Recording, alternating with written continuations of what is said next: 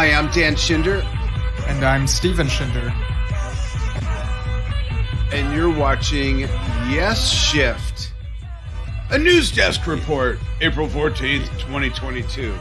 Yeah, well, kind of. Like, we have a news item we really wanted to touch upon, but after that, we'll be talking about Bill Bruford's autobiography. Yeah, he wrote it himself. Yeah. We're going to do a book review, basically. And in case you missed it, as this is being recorded, we had Bill Bruford on yesterday. What a thrill that was, but we'll get to that in a moment. And the link is in the description of this post. Don't go there yet. Wait till after we're done with this and then click. Right. Go watch our interview with the amazing Dr. Bill Bruford. But Steve, the situation with Alan and the most prized drums he's ever had. Go ahead. I'm still verklempt about the whole thing. Yeah, so Alan has posted about this on his social media, and we've been sharing it this past couple weeks on both Yesshift and Drum Talk TV. But for those who don't know, on March 25th, while Alan and his wife Gigi were out of town on vacation, some thieves broke into their home and they found documents that led them to their storage unit, so they were able to take more possessions, and that included this drum kit that he played on John Lennon's Imagine and George Harrison's All Things Must Pass. And I mean, like, what a terrible day, like March 25th, like that happens, and Taylor Hawkins also passed away that day. It's just, it's heartbreaking to hear about. You don't break into someone's home and steal their stuff from there or from, like, and to see this happen to such a nice guy like Alan, it's exactly. just... Oops, wrong photo. Sorry, folks. Yeah, go ahead, Steve. Sorry. Yeah, no, it's just... It's like, whatever happened to human decency? I don't care how down on their luck these people are. This was uncalled for. They crossed a line. Now, in one of the news reports, as of yesterday, I looked up, like, on the pages to see. So this is like the most up-to-date thing we know. So as of yesterday, they had one suspect in custody, and we're looking Really? for the other I didn't even know that. Really? Yeah. But they said they still needed help identifying the other two. So Well, I'm hoping the first knucklehead will identify the others. Yeah, and in the most recent post from Alan, it also describes some other missing items. So the Ludwig 4-piece drum set with 1960s silver sparkle keystone badge with plastic Ono band logo head. Yep, that's the one we're showing now. A Ludwig keystone badge, chrome 5x14, superphonic snare drums, and says the serial number is 645778. And a Ludwig modern keystone badge with custom champagne sparkle. It's like a goldish copper color lacquer incomplete drum set. So these details are on the most recent post on Alan White's Facebook page. And there are also links to these news articles. I'll go ahead and paste them in the comments as we go. But Dad, what are your thoughts on this whole thing? Well, all over the map, but my first thing is this. I can't imagine what these idiots thought they'd be able to do with this stuff. You can't sell it. You can't display it. What are they going to do? Set it up in their garage and jam to a record with it? Like, it just, none of it makes sense other than perhaps the demented thrill of being able to get away with something, because apparently they were squatting and knew that Alan and Gigi left on vacation. They were there long enough to comb through so much of their belongings, even their paperwork, that led them to the storage unit. I mean, this was like not someone just ransacking the place. They really were on a mission, but I can't fathom what the end game is. And And if I sound distracted, give me 1 second. I want to just share this broadcast as we're live to my personal page. Great, it's not working. And so if anyone has any ideas on that, I can't imagine what they thought they'd be able to do with it. Does that make sense, Steve? Yeah, like I don't know if they have some, I don't know, black market connections, like some people looking for this sort of stuff, but like I hope that like if there are listings, maybe that could help people lead them to the culprits of this whole thing. If anyone knows any information, you can contact the King County Sheriff's Office and I'll paste this number in the comments as well, 206 296 3311. But yeah, So you were about to say something? yeah. So the other thing is that as a fellow drum set owner that has some drums that really mean a lot to me, I'm one of those people that I've never sold anything I've ever had. I've never gotten rid of anything. I've had a couple things stolen, but not like a complete drum set. But even in my most dire times, it never even occurred to me to sell my drums and buy food or something. I've always been able to somehow make something else work. And I respect people that have had to be in that position. But I have drums that go back to when I was 7 years old. I'm 59. And some of the drums I have are older than I am. I have two timpani drums that are set up with my Big Blue kit that are from 1958, 59. Slingerland, we're not sure. Two pedal tuned timpani drums. My Big Blue kit has been with me through all my years of touring and recording and playing up and down the Sunset Strip through the 80s. And if that stuff were to have been stolen like this, I've seen Alan on interview since then. I would not be able to keep my composure. I hardly can now, even with what's going on with him. And for folks who don't know, I've known Alan since 1989. And he's been on the show multiple times. And he's a huge, huge influence. But I would not be able to keep my composure. I barely can, just thinking about my stuff disappearing like that. And that's just one of my drum sets. So I can't imagine the heartbreak he's going through to have a drum set stolen as the only person and the only drum set used for how it was used. On those songs and those records, I mean, sure, there was Jim Keltner that played on both those different records, but still, that set was also used for the song Imagine, that is transcended through pop culture, hippie culture. You go to the grocery store and they're playing Imagine. You're in an elevator, they're playing Imagine. You go to any sort of peace conference or food bank or something, and the crowd is singing Imagine. My wife and I have done it at an improv that we had a few years ago that we used to put on. I mean, it's just despicable as being way too kind. It really is. And I hope that the person they have in custody will be magnanimous enough to give the other information. I don't even care if they cut a deal with him for that. Not let him off, but cut a deal, get the other information, get these other idiots. And this is just, I hope Alan gets his stuff back, and I hope it's unscathed. And that I'd love to see him playing it again. That would be the best justice ever, I think. Yeah, definitely. I mean, it's angry. It's an angry thing. It makes me angry. And I'm sure other musicians, music fans, other drummers, even if you're not a musician, you have anything that's a prized possession, something that you've kept for decades that's meant a lot to you. You could probably relate to what they might be going through. Plus, just people in your home getting that deep into your stuff. I mean, I've had people break into a car, and that feels violated enough, Yeah, it's a total violation. It's inhuman. It's disrespectful. It's frustrating. It's just not good all around. Yeah. So anybody, if you can help, the number's there. Steve put it in the comments, pin it to the top. It's available.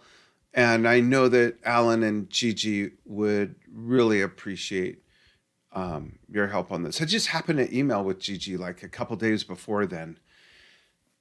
And then to think how quickly life can change, So see if you can help out. That's all I've got left on it, I guess.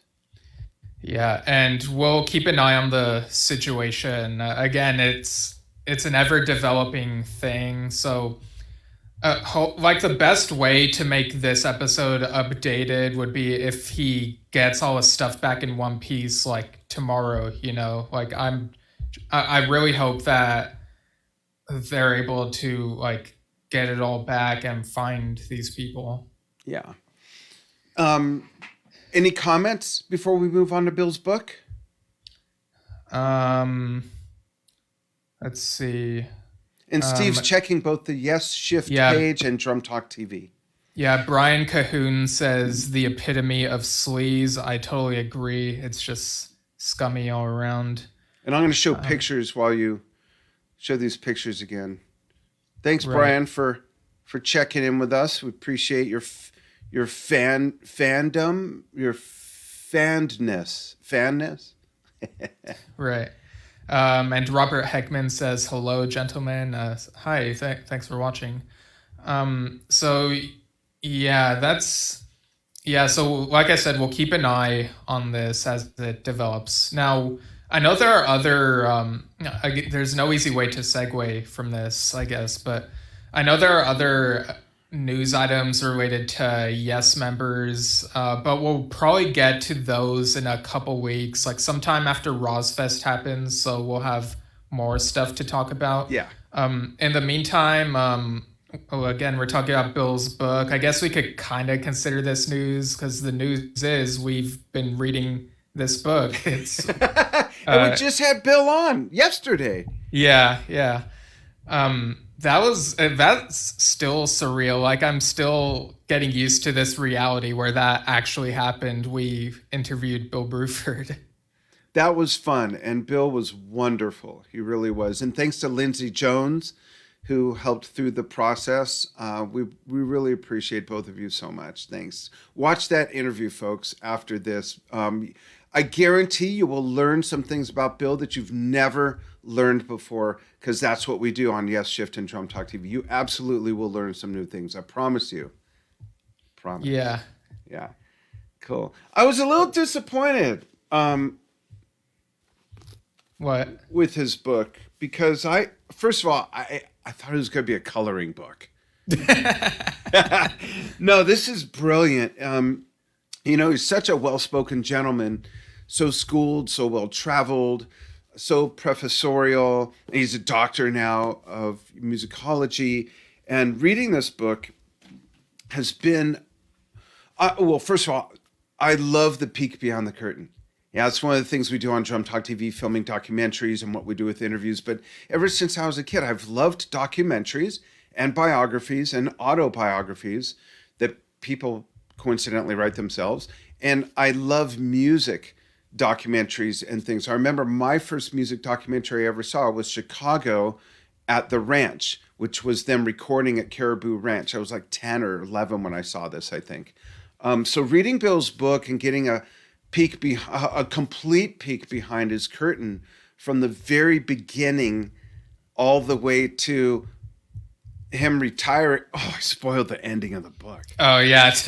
Yeah, that's one thing I was going to say. I was going to say we should start with general thoughts before going into spoilers. But then again, maybe this is he's retired. Philosophical debate, but is it possible to spoil a nonfiction book about a guy whose life we already pretty much know? Like, I'd say yes, it's possible, because there's a lot of nuggets in there that we both learned along the way. And on that note, share one. What's something that sticks out to you? I'm just realizing I don't have my wedding rings on. I hope I didn't lose them. What's something that sticks out to you that you didn't know about Bill and his career or the bands he's played with? Well, first I want to talk about like the way it's written. Okay. So this wasn't quite how I was imagining. Like, I thought it would be more linear, but it kind of jumps around. It kind of feels like reading, and it reminds me of essays where someone's trying to make a point about what a book they read is saying, and so they'll list the arguments, and but it's out of chronological order. It's like whatever seems important to them. And so this feels very much like Bill's own personal essay. And It's interesting. It's interesting you point that out, because that's how he explained his new CD box set. It's not chronological, it's themed. So that's, I guess, how his brain works, which is wonderful. I love it.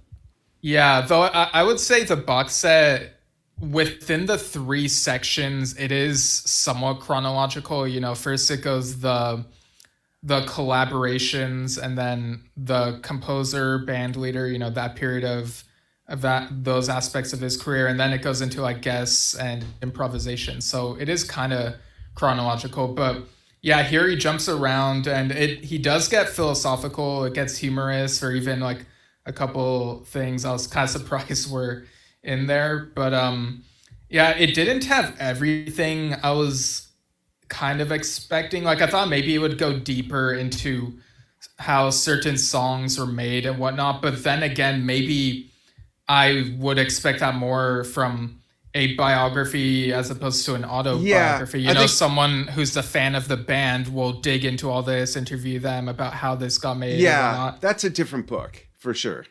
Yeah, but yeah, I totally respect that he wrote everything that he felt was important to say in here. Like that's something I've always admired about him. He feels like he says the things that feel important to the matter. Right. And those four themes, by the way, are not chronological, because he did session work, band leading, and all those things intermingled the whole way through his career. So I don't take those four themes as chronological at all.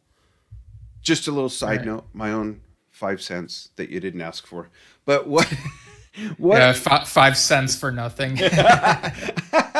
What's a couple nuggets that you learned that you were totally unaware of and that surprised you? One thing, well, this is like early on when he's talking about the early period with Yes, and you know, there's that period we've heard about where he left the band for a little bit in 1968 to go back to school, and they had Tony O'Reilly fill in as the drummer. Right.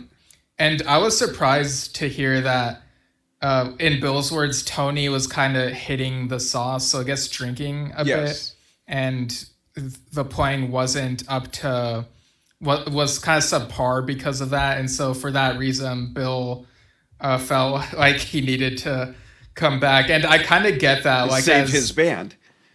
Yeah. And like as someone who, like whenever I see typos, sometimes I think to myself, oh my gosh, just let me edit and fix this type of thing. And so I kind of get that. And it was an interesting anecdote because we don't really know that much about Tony O'Reilly, you know? Right. We only know that. In fact, at least that's all I know. Right. Any other interesting surprise nuggets that made you go, whoa, or huh? There are various things I wanted to point out. I'm just not sure like what order to go in, and if you had something you wanted to lead off with as well. But I'll throw one out, and we could take turns doing that in any order. Yeah. One of the things that actually shocked me, this is kind of a spoiler, but one of the things that actually shocked me was how little money they were making during the first 2 or 3 albums. I don't know what you folks think, because we all think of it's Yes, for God's sake, you know? And they arrived in 1968 and 69 and 70. They put out these amazing, iconic albums with iconic songs that encapsulated a culture, and we can go on and on and on. And I don't know what you people think, but they were making like 25 pounds a week. Let me repeat that. 25 pounds a week. And eventually they made 50 pounds, and they were having some things taken care of, like their household bills and things. But still, they were making 25 to 50 pounds a week in those early years. And that just, I had to read that a few times and let that sink in. Yeah, on the topic of money, this actually segues nicely. When he talks about the time when he left the band after Close to the Edge, I didn't. I'm not sure that I knew he ended up having to pay like a fee to sort of like let himself out of the band, and he donated half of his whatever he made for Close to the Edge to Alan, who'd be touring Yeah, with the them. royalties. Yeah. That, what other musician would do that? That says a lot about him as a man, as a person. It really does. That's the definition of magnanimous to a degree, and generous, and thoughtful. I mean, he certainly didn't have to do that. Yeah, but also he felt like if he had to leave, yes, the time was now because he really didn't want to play Close to the Edge on tour. Like he's talked about the frustration of making that album and Yeah. how he felt like he's contributed all he could to Yes, and so that's another thing I admire about him is he knew when he felt like he wouldn't be all in with it. And that's something that's sometimes in the back of my mind with certain things I've had to do where I felt like, you know what, I feel like I can't keep on doing this because my heart isn't in it. And I'm not always thinking of Bill's decisions. I'm making every single one of my decisions, but it's just one of those things I remember about like all the stories he tells that makes me think, you know what, I should approach it a similar way. Like if I'm not fully into it, then I should be honest about it with myself and with the people involved. Yeah, absolutely. Yeah, that was a neat nugget. Another one that I found funny was, and these are spoilers, I guess, but Yeah, we're just in spoiler territory now. So yeah, yeah.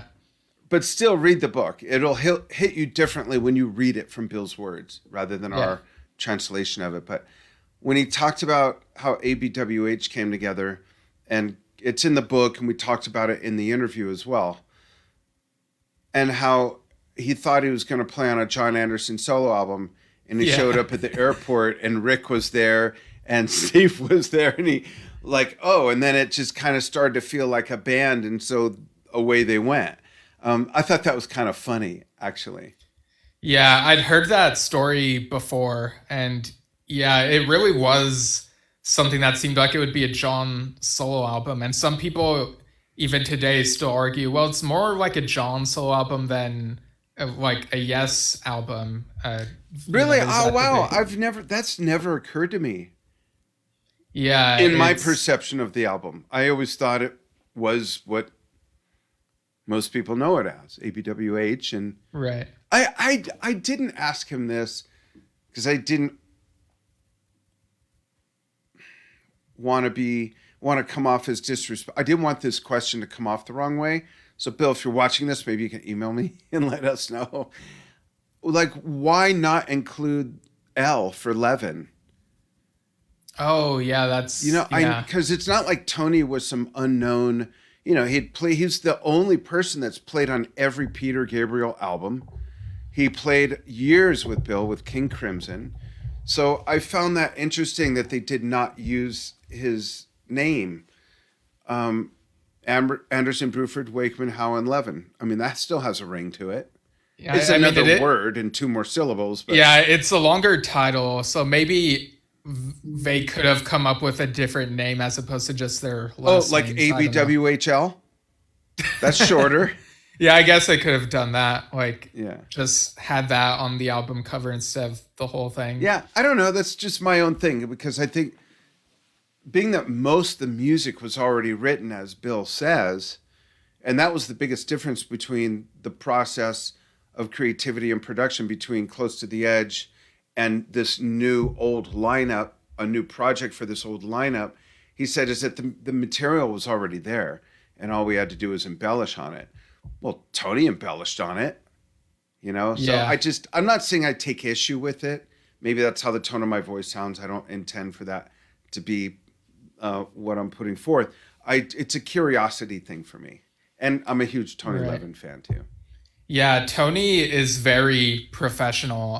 I'll kind of recite a little anecdote about him in here, but first I want to bring up what was said about him in Steve Howe's autobiography, All My Yesterdays. Yeah, Steve didn't like him.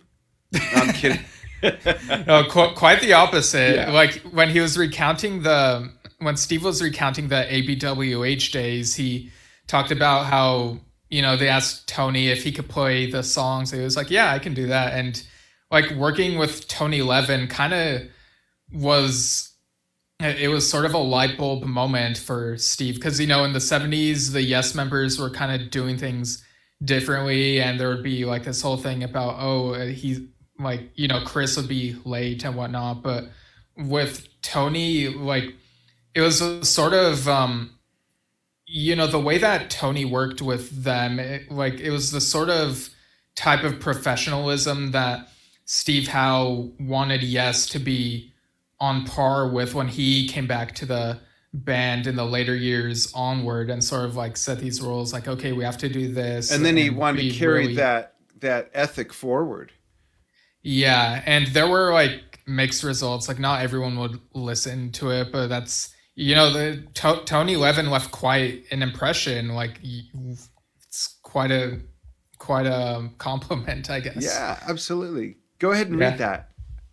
Oh yeah. So the other thing that's in Bill's book, he talked about a gig, like a King Crimson gig at Oxford Polytechnic, where the audience seemed to be enjoying it as much as a dose of salt. So I guess like not very much or whatever. And Tony Levin would come over to Bill during the set and he'd say stuff like, whose funeral is it? Or stick to the charts, even though they didn't have any written music out. And yeah, it's just, yeah, just well-humored guy, Tony Levin. That's great. Yeah. If anyone out there watching this, even if you're not a King Crimson fan in the way that you're just not real familiar with their music, one of my favorite things is the film that they did in Tokyo for the Three of a Perfect Pair tour. I saw that tour at the Greek in LA. I'll never forget that. It was the only show I ever saw where it was outdoors and it was not hot and it was like misty and slightly sprinkling here and there. And it was just such a neat environment and vibe. But that film for that tour is great. There's a few behind the scenes things, but the performances are what I would consider impeccable as a receiver of the music.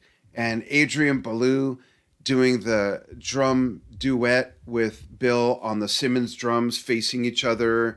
And then Adrian also playing on a 4-piece kit next to Bill. The musicality of those four people is just off the charts. Tony mostly playing the stick, but from time to time playing a Music Man jazz bass and a synthesizer. And it's just great. It's a great introduction to it's a good place to start, I think. And it's got all the classic songs of that lineup, and I just love it. It's great. Yeah, and Bill talks in this book about again, this book came out in 2009, but the one I have is from 2013, I think. It even includes a nice foreword from Mike Portnoy calling Bill the godfather of progressive drumming, the prog father. So that's a nice thing there. But in terms of King Crimson, Bill talks about how he was pretty much, he would kind of stalk the band. He was like really yearning to play with them for a while because he didn't want Yes to be the only thing he did, and he was really gravitating toward the more mysterious feel of King Crimson. And he uses this metaphor about how like when he finally joined, he was like a ripening tomato, which I thought was a funny metaphor because with Yes and Tormato, and he even says later on that, maybe he threw it. Yeah, maybe. He even says later on that Tales from Topographic Oceans is kind of ridiculous but infinitely better than Tormato. And I was like, wow, that's very off the wall. Like I disagree with the infinitely part, but yeah it's yeah. I can see comments.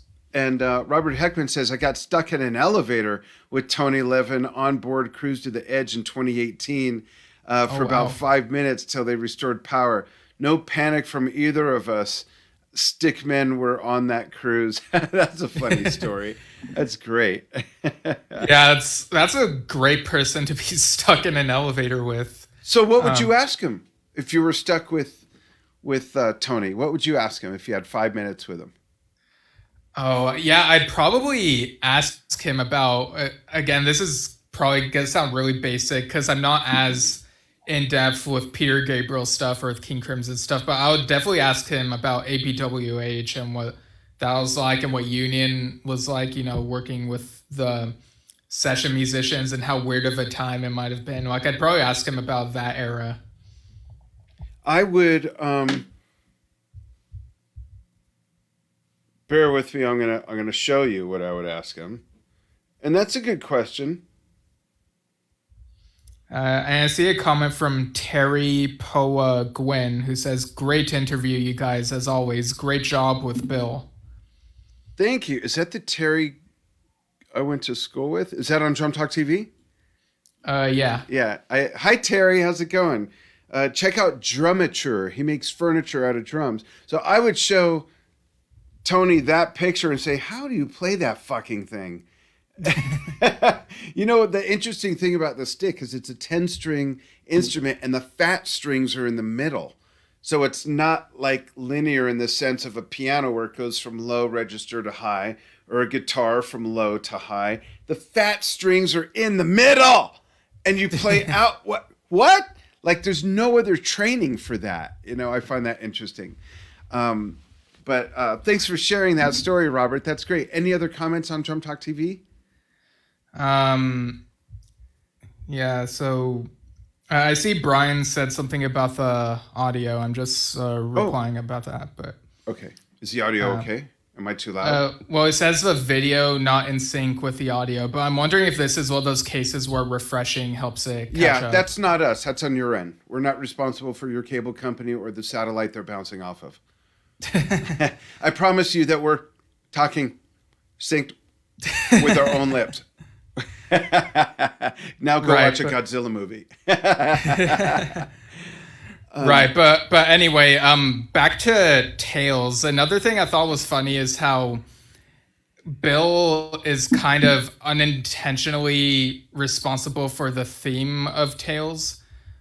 Bill had he talks about his wedding and how he invited John Anderson and Yeah. Jamie Muir from King Crimson, and Jamie gave John this book that Autobiography of a Yogi, which ended up being the inspiration for Tales and, well, the theme of it anyway. I'm sure that the music would have still come about in some form or another, but it's just kind of funny how It because of is. that wedding, that theme came about. And then when Relayer came around, Bill was like, now I like a theme more than or I like a good theme, but this is getting ridiculous because no War and Peace inspiration with Gates of Delirium, just relying on that sort of stuff, I guess. Yeah.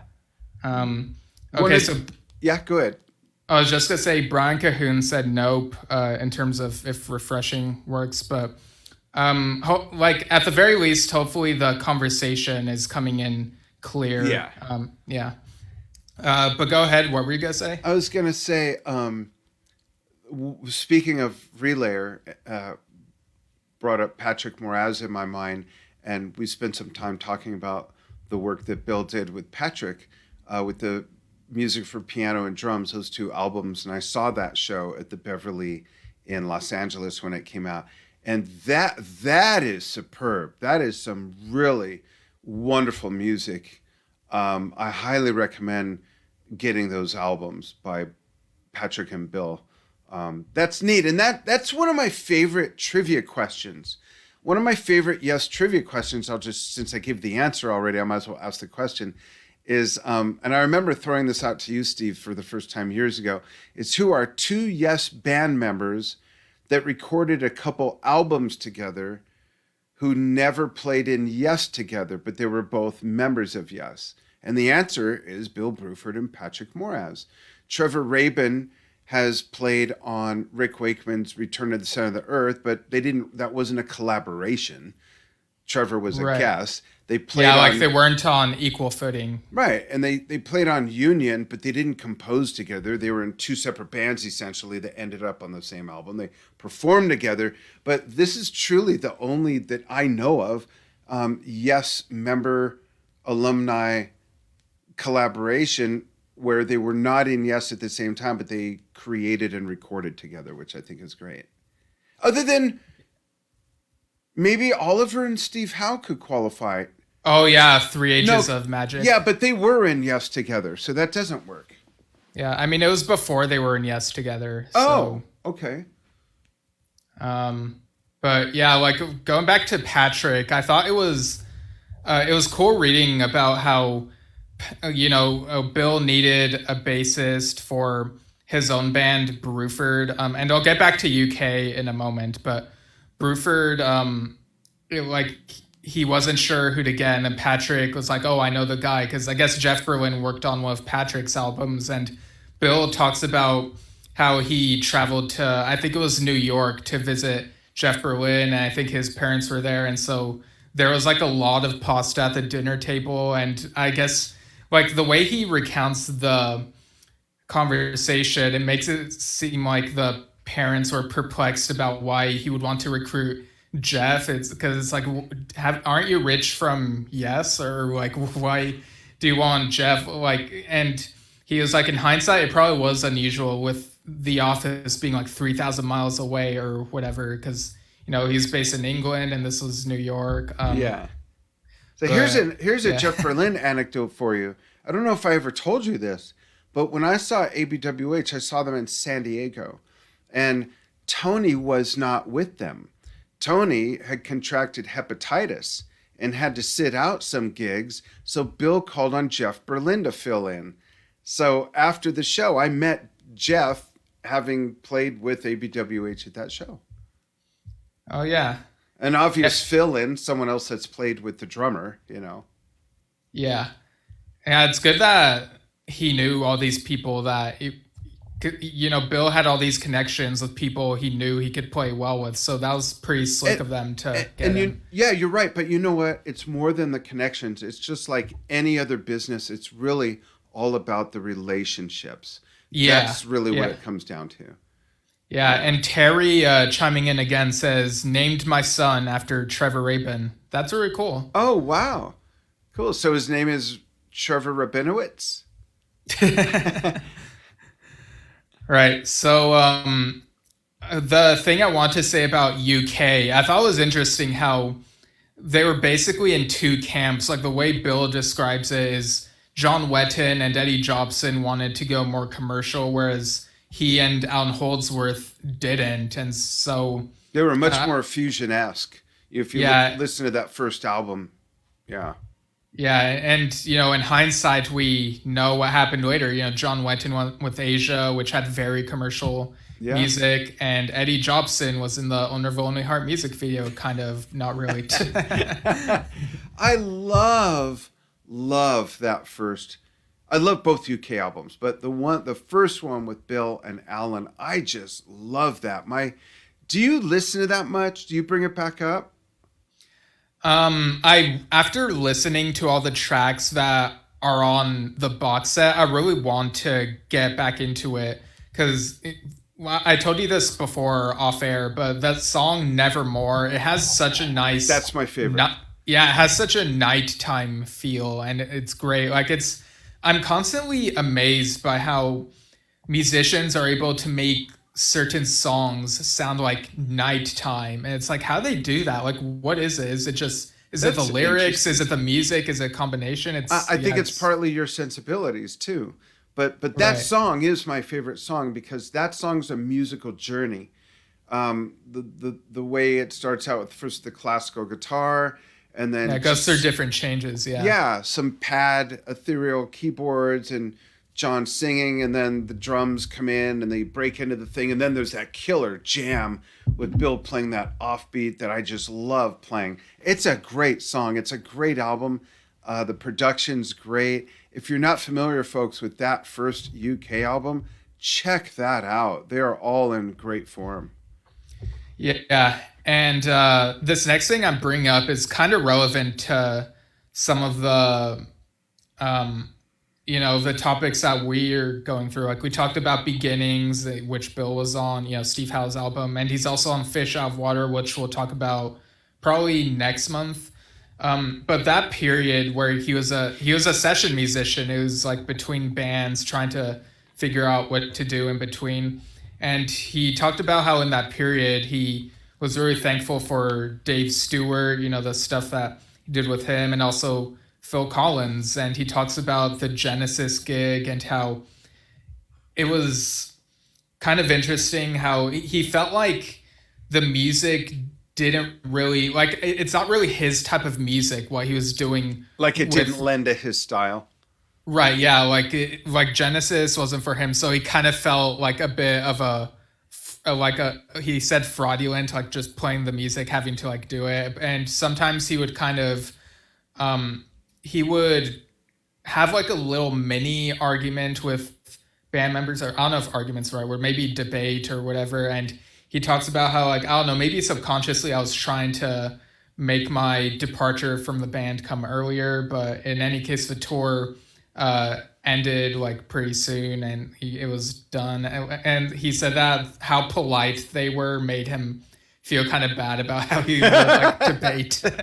And I thought that was interesting, especially after hearing about, like in this book and in our interview, about how when he's a session musician on an album and he doesn't have to tour with a person, he's just fine doing what they want. But I guess it's a different beast if he's touring with a Yeah. band and having to, yeah. His contributions though to that tour were great. Some of it is on Seconds Out, which also features the following year tour with Chester playing second drums. But one of my favorite things to play to, and you've seen me do it on Drum Talk TV a few times, is the 1975 or 6 version. It's a bootleg of that live lineup with Bill on drums, playing the entire version of Cinema Show. And I love playing to that version with Bill on drums. It's great. Right. And Yeah. like if you know Bill's playing at all, if you didn't know he was on it, as soon as you hear the playing, you know it's him because of the sound of the snare drum. It's just so signature. Yeah, it definitely is. Um, yeah, I have like a couple other things I want to bring up. Was there anything you want to bring up? No, I'm good. I can't say enough how much I really loved that personal, the way it's written as well. It's like he's talking to you. And I know that's what an autobiography is, but I hear his voice as I'm reading it, and there's a lot of surprising things in there. It's really great. You folks got to get it, even if you're not a drummer. I'm not an actor, but I loved Charlie Chaplin's autobiography. It's just follow your interests and get that peek beyond the curtain. You'll learn a lot. Yeah. One thing I thought was funny was at the top of page 162, he says, Oh yeah. Despite an uneasy feeling that we already have too much music, I've continued to create it and it all needs naming. And I had to like be like, wait. The world has too much music? Like that doesn't register for me. It's like I'm always excited that people are always making new music. It was But I just like think, a funny thing. yeah, I think what he means is there's no way to take it all in. Oh, for like one to consume all of it. Yeah, yeah. It's like, I mean, that is something you kind of accept, not just with music, but with movies and TV shows and yeah, books. yeah. It just keeps coming and coming and coming and coming. And it's in some ways ever evolving, and in other ways it's not at all. Right. I mentioned to Bill in the interview about a page that really hit me over the head and across the face. Page 108 talks about how prog just kind of had run its course and things were changing. And that was my life in the early 80s. I was in a progressive rock band called Opus One. We're based in Los Angeles. We played all up and down the Sunset Strip, played all the venues. And we were prog rock, playing with Motley Crue, playing with Rat, playing with Poison. And it just didn't fit. We didn't do the hairspray stuff. We didn't wear spandex. and we didn't fit in, and we didn't get a record deal because that's not what was happening then. We were like Bill says, he says, you're just born in the wrong year. There's nothing you can do about that. And it's true. We were, I don't know if snobby is the word, but we were stuck to our principles that this is what we wanted to play and we're going to play it. But the world was changing musically, and especially in America, prog rock was quite frankly evaporating. And I moved from that to one more rock band, I think. And then I got into just doing session work and producing commercials, voiceovers for commercials, music for commercials, recording music for. I just totally got out of the whole band thing after that. Right. Yeah. And like there are a couple other great things in here. Like he kind of like summarizes what was like having to do many phone interviews and get asked the same questions over and over. Like, what was Robert Fripp like? But yeah, in this book, again, like spoiler for the ending, like ends with his retirement and the reasoning for it. And it even includes a press release for it and how he says it's been an exciting 4 decades, but now it's someone else's turn. And, you know, it's an interesting thing. Like you think about, you know, I guess he wanted to let other people have a chance. Like it's not just gonna be one person who'd be on the stage instead of him. Like there are many venues and different shows that different people could be in his place. So it's not just one person. And there's more of a role than a replacement seat. Yeah, like he's done like made a lot of jazz compositions and done all this rock, and it's like he felt perfectly fine. And it's kind of an act of rebellion in itself. Like we think about, you know, people join the rock world or even jazz, like becoming a musician is kind of equated with being a rebel sometimes. Yeah. And we've seen how rock stars have kept on going, even like when they're high up there in age. And if they can do it, like more power to them. But it kind of felt like Bill didn't want to be in that position. Like he felt fine just, you know, stopping there. Just like with Yes, he knew when it was time to get out and went on to get a doctorate in musicology, and that's what he does now. Yeah, I guess he leaves us wanting more, but like, yeah, it's understandable. Yeah.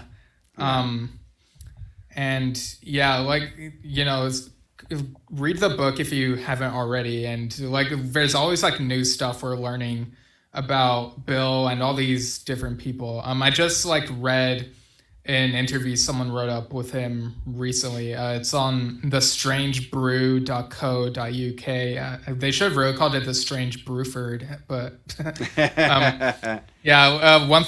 One highlight in that is how he talked about early on, yes, we're trying to be a prog rock band, but hadn't really solidified it until Heart of the Sunrise, which is an interesting way of looking at it. That's interesting. That would be the song that he... Is that the one you would think? Like if he said, hey, what song do you think is the song that we realized would you think it's that song or something else? It's definitely very proggy, so I can see it. It qualifies, no doubt. I'm not arguing that it doesn't qualify, but for some reason... I go to Close to the Edge first in my head. But Close to the Edge came after. So I'm wondering if there's a time context there. Yeah, true. Because to me, Long Distance Runaround into the Fish, you know, the fish just goes off into outer space. For most people who had never heard some long, drawn-out instrumental thing with 6 bass parts. But Heart of the Sunrise obviously qualifies. Yeah, I think that might have been the first one they worked on for Fragile, so maybe it was nice. That early, but that or 5% for Nothing. Right. And again, I'm glad he's like active, like posting things on his YouTube channel. Just the last couple of weeks, he's posted a few things. Well, we could thank Lindsey Jones again for that because Lindsey's doing that. But I know what you mean. I just wanted to give Lindsey some credit.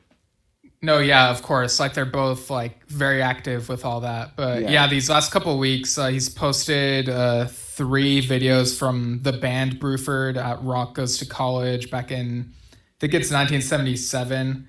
So there's Sample and Hold, Beelzebub, and the Sahara of Snow. And in one of these videos, the guest announcer guy, Pete Drummond, he gets a cream pie to his face at the start. It's, yeah. Nice. You know, I feel bad I didn't tell Bill this.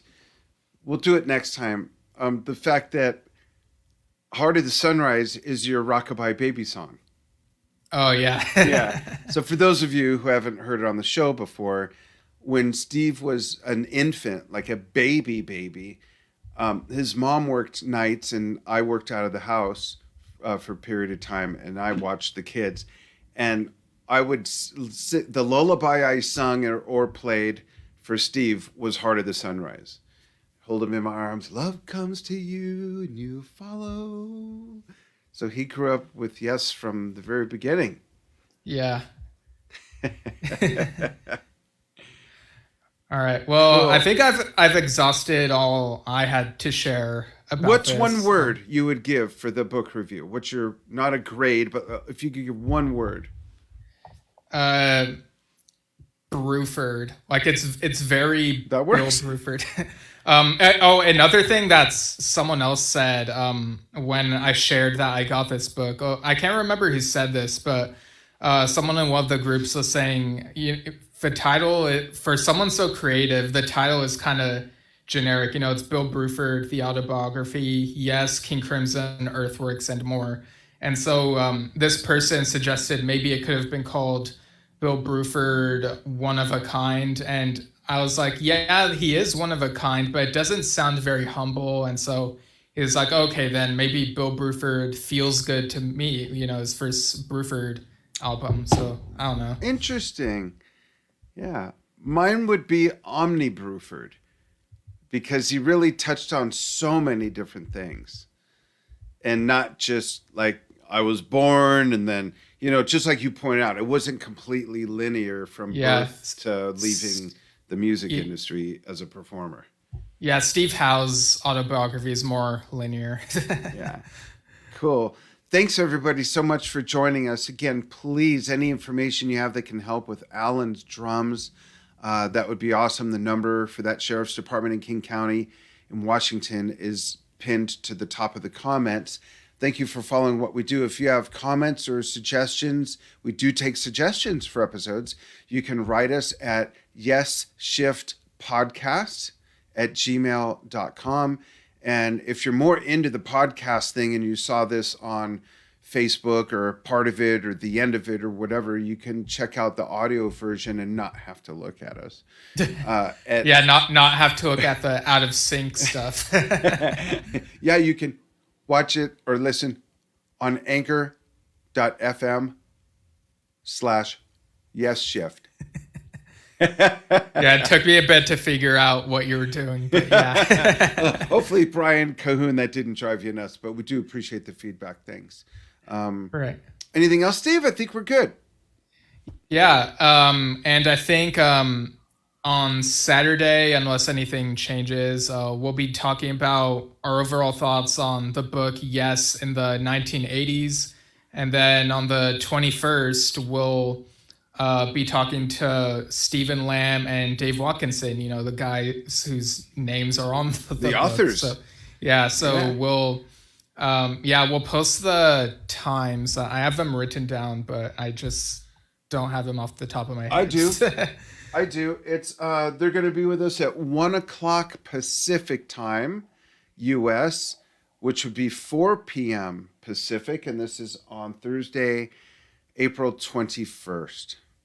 Yeah, and the Yes in the 80s book review with just the two of us will be on Saturday the 16th at 4 p.m. Pacific. Yeah. Another really great book. Yeah. Cool. Thanks, everybody, so much. We will see you soon. Thanks for following what we do on Yesshift and Drum Talk TV if you're seeing it there. Thanks. Yeah, thanks. Bye-bye.